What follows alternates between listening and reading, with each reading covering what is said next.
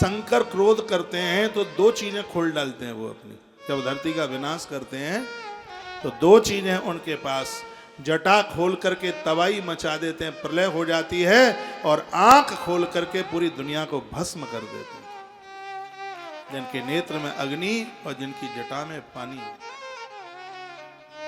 इसलिए शिव के द्रोही मत मनना। कोई एक कथा आती है इसी ग्रंथ में, दक्ष ने भगवान से द्रोह किया, किसी काम का नहीं रहा। जो महादेव से द्रोह करेगा, गऊ मारने का तो पाप लगेगा ही उसको, लेकिन धरती पर वो किसी काम का नहीं रहेगा। जो हरि और हर का द्रोह करते हैं, अरे द्रोह करना तो बड़ी बात हो गई, जो शंकर और विष्णु की बुराई भी सुन लेते हैं कान से। ऐसा लिखा है कि जो शंकर की, भगवान महादेव और भगवान विष्णु की बुराई करे तो उसकी जीभ काट लो, और ऐसा संभव नहीं है तो भदौरिया जी कान में उंगली डाल करके वहां से निकल जाओ। यदि बुराई सुनते रहे तो गाय मारने का पाप लगेगा। हरि हर निंदा सुने जो काना, होय पाप गौ घात समाना। यदि उनकी बुराई सुनिए तो गैया मारने का, गौ मारने का पाप लगेगा। इसलिए यह अपराध बिल्कुल भी ना हो जाए।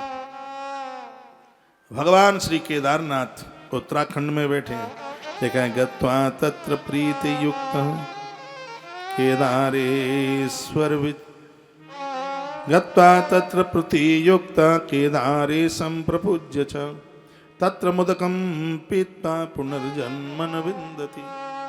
देखा है केदारनाथ का जो दर्शन वंदन पूजन कर लेता है, गौरी कुंड का जल का आचमन कर लेता है, वो जन्म लेने के लिए, मरने के लिए धरती पर पैदा नहीं होता, वो मुक्त हो जाता है, भगवान का पार्षद बन जाता है।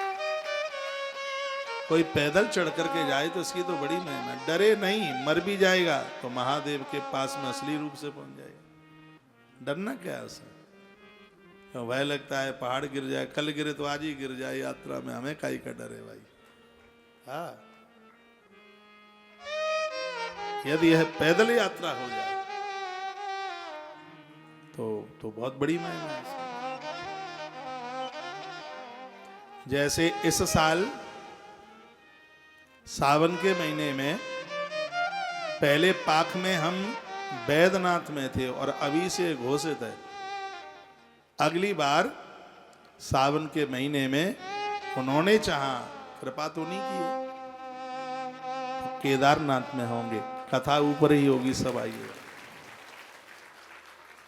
आनंद। और कुछ हम तुम्हें ना दे पाए, कुछ ना कर पाए, तो कम से कम ज्योतिर्लिंगों में कथा तो सुनाई दे।